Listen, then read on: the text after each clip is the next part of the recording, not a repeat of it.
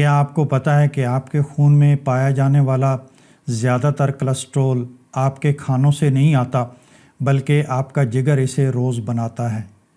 آپ کو کئی سالوں سے کولسٹرول کے بارے میں جھوٹ بتایا گیا۔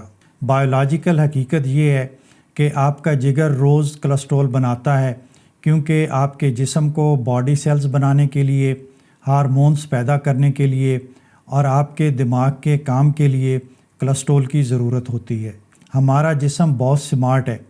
جب ہم انڈے کھاتے ہیں تو ہمارا جسم اتنی ہی مقدار میں کم کولسٹرول بناتا ہے تاکہ ہمارے خون میں کولسٹرول کی مقدار برقرار رہے۔ ایک اور دلچسپ بات یہ ہے کہ بہت سی سائنٹیفک سٹڈیز میں یہ بات ثابت ہو چکی ہے کہ انڈے کھانے سے گڈ کولسٹرول یعنی HDL میں اضافہ ہوتا ہے، جو ہمارے دل کی حفاظت کے لیے بہت ضروری ہے۔ دل کا اصل دشمن انڈے نہیں بلکہ چینی، ریفائنڈ کوکنگ آئل اور ریفائنڈ کاربوہائیڈریٹس ہیں۔ اس لیے اپنی صحت بہتر بنانے کے لیے انڈے کھائیں اور دل کے ان دشمنوں سے بچیں۔